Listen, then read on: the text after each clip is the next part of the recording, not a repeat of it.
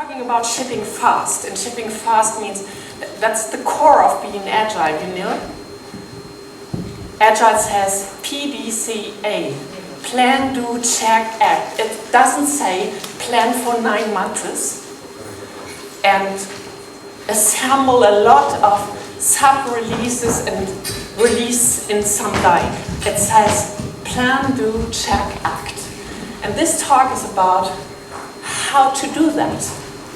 And most of our problems with shipping aren't about technical stuff. There is technical stuff. Rebecca told us a lot about that. But the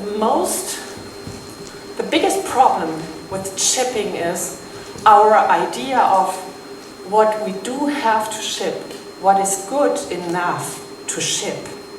And I want to explain a fable to you how we can define what we want to ship to speed up our system. My name is Judith. I'm an organizational developer, and since yesterday we're 11 of us in the BERATUng Judith Andresen. We want to make true cooperation possible. That's our mission. And what really drives us is our honesty, our fairness, and our willing to learn. We need for that a lot of courage. We really need a lot of inspiration, and sometimes we just need patience. And that's what we use and what we need to make true cooperation possible. It's fine. It works.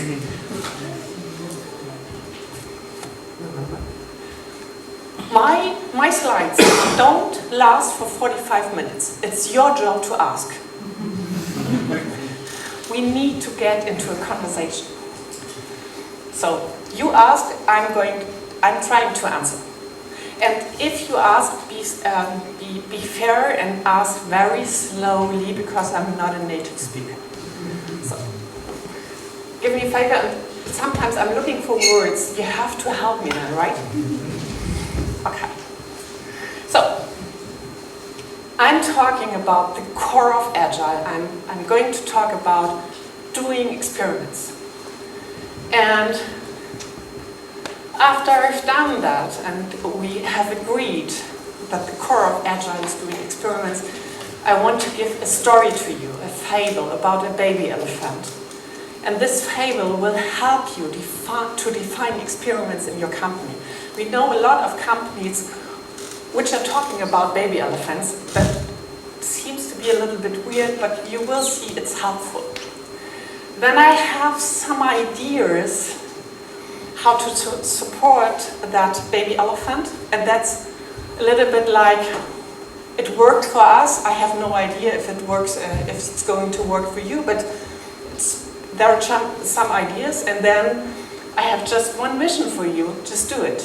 And that's also one of the main topics of Agile. In the PDCA cycle, if you look in the sources, you find, and it's described for lean management. They say plan for short term, and then just do it. And that's inspiring. Sometimes it needs courage, but that's all about it. Just do it. Then you have to measure what's happening when I did it. This is check. And then you have to decide what you do with that, whatever you checked. We have to do more of it, or we have to do less with it. And I have another very important principle with me. If you look in the 12 principles of Agile software management, you find that quote, working software is the primary measure of progress. End of story. That doesn't mean that you're finished when you deploy to stage. Working software means we are working with that software. It works, and we are working with that. So with that in mind, it's clear we really have to deploy working software, and we have to work with it, and we have to check what's happening with it. So I'm talking about learning. And I'm not only talking about learning in a development team, I'm talking about learning as an organization. I'm talking about the CEO and the board and the management and the business department and the business development and all of them, and all together with the development team. They have to learn. That's the PDCA cycle. It's not about saying a little bit arrogant, we do Agile and the rest doesn't understand.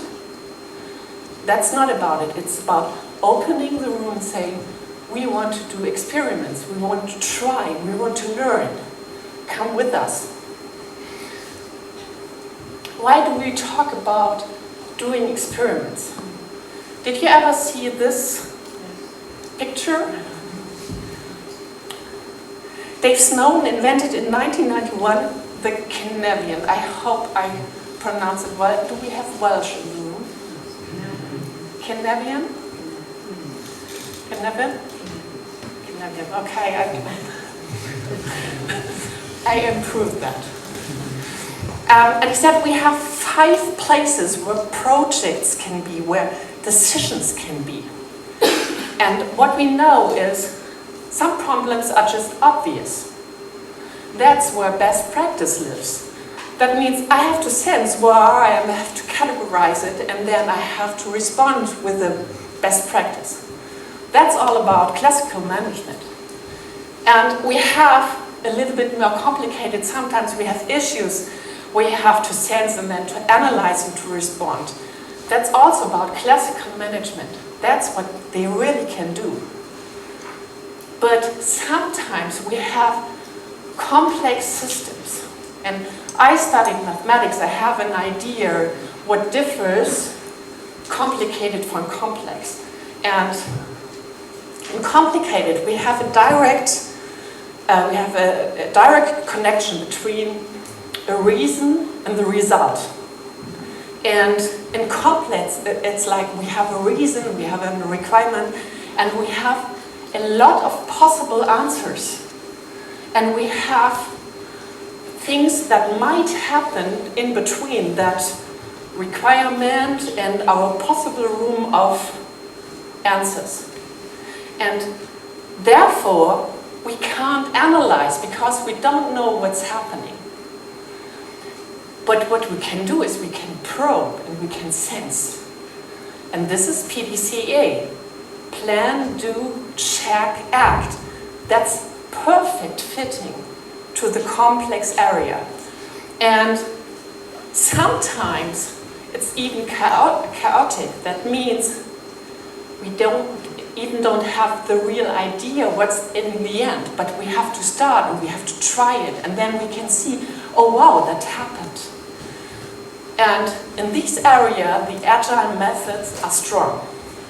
And what Canavian also says is, if your requirement and your idea and your method doesn't fit, then you are in disorder. And that's where you fail in your projects. So it really makes sense to do experiments. It really makes sense. And what you see is the digital transformation has changed a lot of industries from complicated industries to complex industries. Because we don't know how the answer is. We don't know what it really means to digitalize. We don't know it. We have to probe it. We have to find out. We have to try. We can't analyze. We just can try. You see, that's with passion, right? So, this is what we have to do. Probe, sense, respond, or act, sense, respond. That's our job because we are in the digital transformation. And most of the managers are older than me. I remember the time when the internet came into my life, I know, I remember that. And it was like, so nowadays, some things I can't remember how I did them before the internet, but I'm sure I did. So I did something like appointments before that. But I have no clue how it worked. Nowadays I have a smartphone, I just hit in, do a message, and I have my appointment. But a lot of managers were older than me when the internet came, and their way to see on the world is strongly influenced by a world which is not out of the digital transformation. They are older than that.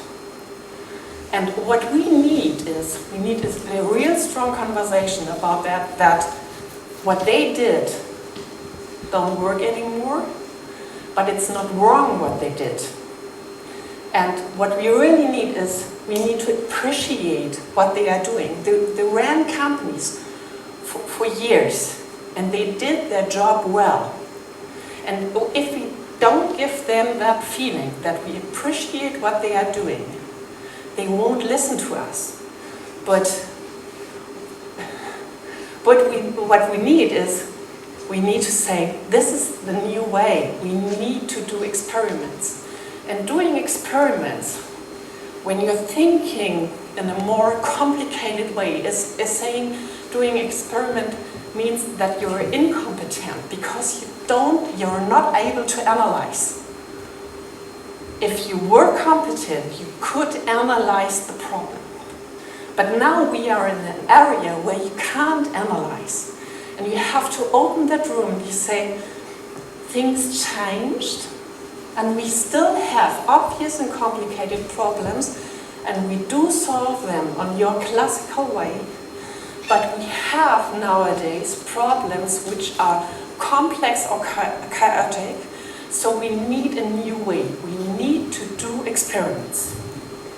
And what I do, or what we do in the Beratung Judith Andresen, we often go to board members and we show them the picture, that picture, and we talk about the last project, and we say, how did you behave, and how should you have behaved? And most of the board members can say very, very strict, that was a complicated problem, and we treated it as like a complicated problem. And sometimes they say, oh, actually we don't have the answer. We should have done an experiment, but we didn't do. And then the room is open. Then you can say, okay, we have to talk. We have to talk about Agile methods, and we have to talk about the smallest experiment that we can ship. Do not ask any questions. I remember you. Yes. So you know when you talk about complications, are you talking about technical complications or just the fact that your business has too many moving parts? When I do talk about complications, I talk about the whole organization. I don't have only a technical view, because all of you together have to do the business. And I don't like this, here's the IT and that's our job, and that's the marketing and that's our job. You have to work together. So when I talk about complications, I talk about organizational complications and stuff like that. And sometimes a special department has a special complication. That's okay for me. But normally I talk in general about the organization. And I really don't like it if you have that small view on the IT. There is a little bit arrogance in it, right? Because then it's like, we are the IT, we know better. Actually, that's a really bad starting point for conversation, saying, I know better. You know, in open space, we always quote in open space methods, and there's one quote that says, everyone here is right. So, live what you preach. Everyone on the table is right. Even your manager, even your CEO, even your CFO, they are right. And you have to find the right conversation with them. Okay, so that's what we need to do. And then we have a little problem, because we need to talk about experiments. experiments tend to be too large, because when you have that classical view, you really want to show a big case. And therefore, I will explain or tell you a fable. We are here in Cornwall, and I don't know if you knew, but in Cornwall there are big forests directly at the cliffs. You know that, right? And someone is coming to you and said, at this cliff, and it's miles and miles big, a big forest, we need to take out every second tree in that forest. And there was already someone who did the lumber job, so there are a lot of tree trunks, and it's your job to take them out. And then you think about how would be a good way to take that tree trunks out of the forest. And you're thinking about tractors, but tractors may fall down the cliff. Doesn't work. Then you think about helicopters, but that's too expensive. So you think about horses. But horses aren't strong enough for the big Cornish trees, you know? Not strong enough. But maybe elephants would help. In other countries, elephants help in that situation. They don't harm the ground, it's fine, they can walk through heavy grounds. That's okay, elephants, that's your job. If you would do a solution on the classical approach, you just would do a calculation. I have square kilometers of forest. I know one elephant takes a special amount of tree trunks a day out of the forest. And then you would calculate, and then you would see whatever that is. Then you would calculate it, then you would see, oh, I need a lot of, what's the name for elephant guardians? Mammoths? Okay, so we need a lot of mammoths, we need a lot of elephants. You need a stall for it because there's no building in Cornwall where you can place a lot of elephants. And then you would first start to build the building for the elephants so that you can take the tree trunks out of the forest. Then, in some day, you're finished.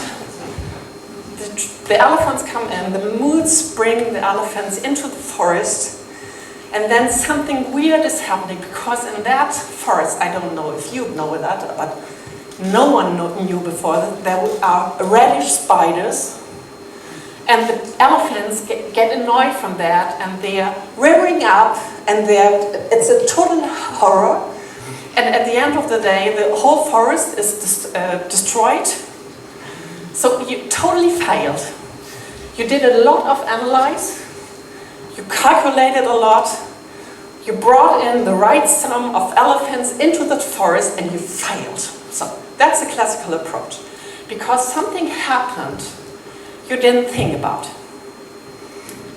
Now let's go back and let us think about how would be the agile approach to solve that tree trunk elephant thing. Most of us would think about an experiment.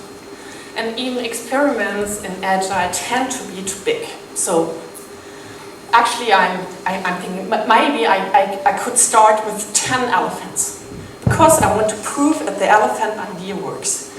So 10 elephants go into the forest, see the spiders are rearing up. I have a problem. It's not so big as the problem was in the classical approach, but the problem is still there. So let us think about a real minimum viable product. Let us think about the real experiment. What do we need to prove? We need to prove if it's okay when we go with an elephant into the forest. So what do we do? We just take a baby elephant, and we know that a baby elephant is able to carry some small trunks. But that's okay, because we see if the idea works. And one mammoth goes with one elephant into the forest. The the elephant is rearing up, but it's only one elephant and it's a good moment, so he can slow down the situation. And then he says, okay, we need something. He takes the baby elephant, goes to farmers, buys eye patches for elephants, you know you can buy them here, and goes back into the forest and brings at the end of the day the first trunks out of the wood. You shipped. At the first day, you see your idea worked, and you learned you need eye patches for elephants in those Cornish forests. And that's what it's all about. The question is, what is your baby elephant? What is the smallest solution where you can learn? That's the real question. Don't do prototyping. It doesn't make sense to bring 10 elephants into the forest. It doesn't make sense, because if there is a failure, it will happen 10 times. Just bring in one baby elephant, and then you can decide if you need another baby elephant or if you need to grow. If you have to wait till you have to feed it and then it's stronger and can take bigger trunks out of the forest. So the real question is, what is your baby elephant? And what we know from this fables, we explain this fable to a lot of clients from us, and they talk in this fable. And there sometimes weird things are happening. We have this situation where we're talking about what is our baby elephant for that situation, and then someone said, actually we paint the baby elephant in brand colors before we take it into the forest. That is really costly, right? Because we don't know if the elephant works. And then someone said, maybe a necklace is enough. And then they decided, we take the baby elephant with the necklace and the brand CI, and they could do the experiment. So talk about the baby elephant. It helps. It really helps to have a picture, because minimum viable product is so scientific. It doesn't prove anything. It's like, and people always have the feeling of we miss something, because in their mind they are reducing a big solution into a small one. They always have the feeling of missing something. But you need to be lucky about that baby elephant that is capable of bringing trunks out of the forest. And that's looking at what's possible. It's not about missing something. And what you do is, to people who are used to the classical approach, when you're talking about a minimum viable product, you always say, forget this, forget this, forget this. This is the core. That's hurting. And if I should decide if I can take the solution with the 4 features or only one, I would, and I haven't had a picture for that, I would decide for the 4, of course. That's our perfectionism. That's what we love. That's what we want. That's how we are taught. So you need a positive picture of a minimum viable, and my gift to you is the little baby elephant. Here we are. That's your job. Define your baby elephant in your company for your experiment. And then you can go with the baby elephant into the PDCA cycle.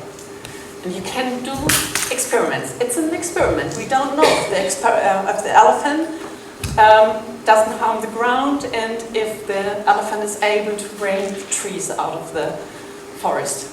We just do an experiment. And if I come back to, and that's a hard switch in this talk, and you have to go through that. When we have explained this fable, we often hear a lot of arguments against it, and they are more technical and more organizational.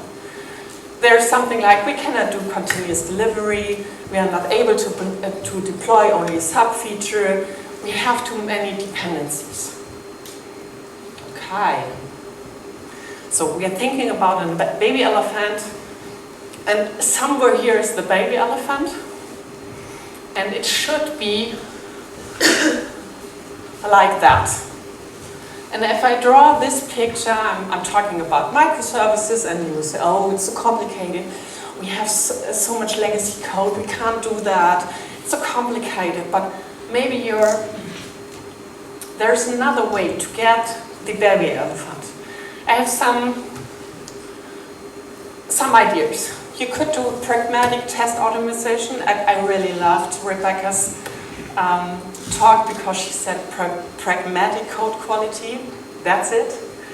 But what you also could do is saying, I'm responsible for this vertical, and I really do test my vertical.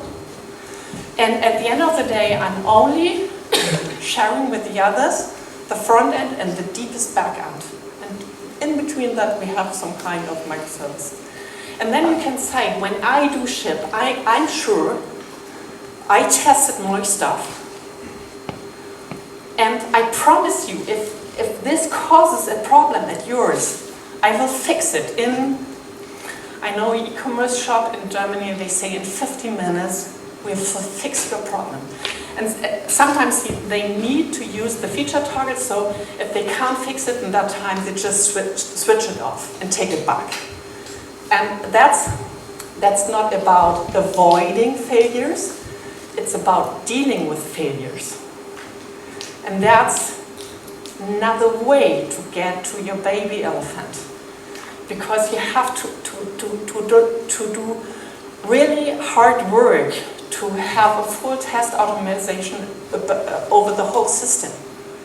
But maybe you just can promise someone how you are going to deal with a problem when there is a problem. And that saves time.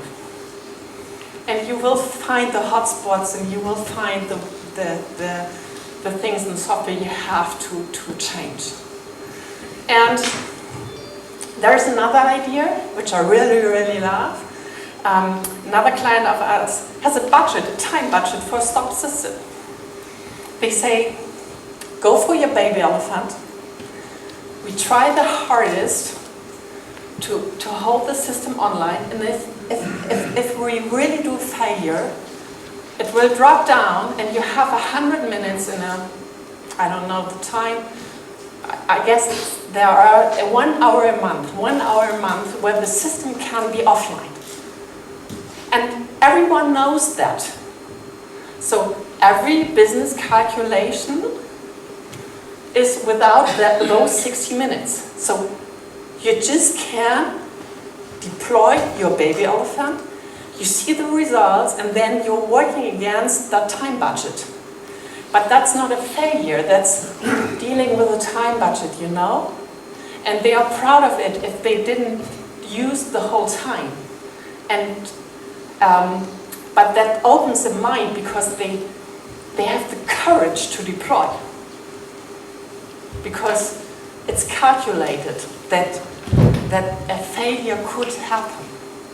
So these are 3 ideas how you could become, how you could use a baby elephant. So, and even for those ideas, it's an experiment. Just try it. Just try it. That's the main idea of Agile. Just try it. Then the next argument is a more business one. It's like, we can't deploy such a small feature. Our clients do expect more. That's how we treated them, right? For years. We always released very big releases. But to be honest, I know websites which are deploying continuously, and I love it to find a new feature. And that's also the classical approach to say we have analyzed the whole stuff and we have to to deliver a very big solution, but that's the classical approach. And then you just have to say, I'm sorry, are you sure? Did you ever try it? Did you ever try to release a small solution? Maybe we just invite someone, you know, everyone who's at the table is right there. That's our mission. So say, just give it a try. We're looking for a small baby elephant and we just ship it and we look how our clients react. We had the situation with a big car dealing company in Germany. They are doing the software for the car dealers, and this car dealing software was very, very old, so they died the technical death. And then the EU came and said, every dealer is allowed to deal with several car manufacturers. And they looked at this software and said, oh my gosh, we aren't able to generalize, we aren't able to add something in that. And we even don't know if you have to add one manufacturer, maybe there's someone who says, I want to deal with this 4 brands. So they said, we really have to work with a new solution. That's what Rebecca just said, don't do it. They did it, they lost millions. Oh, billions is the smaller one here? Millions, okay.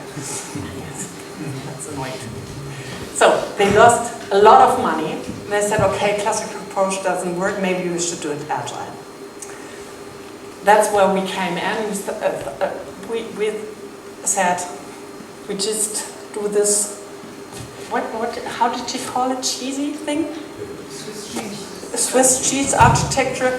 We just take out one baby elephant and we do it new and we bring it to a better audience, and when it works then we can give it to the whole audience and then we will dig the next hole into the cheese.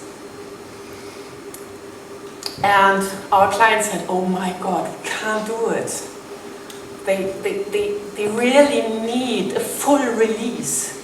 And we said, you did that, you lost your money, you can repeat it, but without us, we are out of the game. We don't believe in that.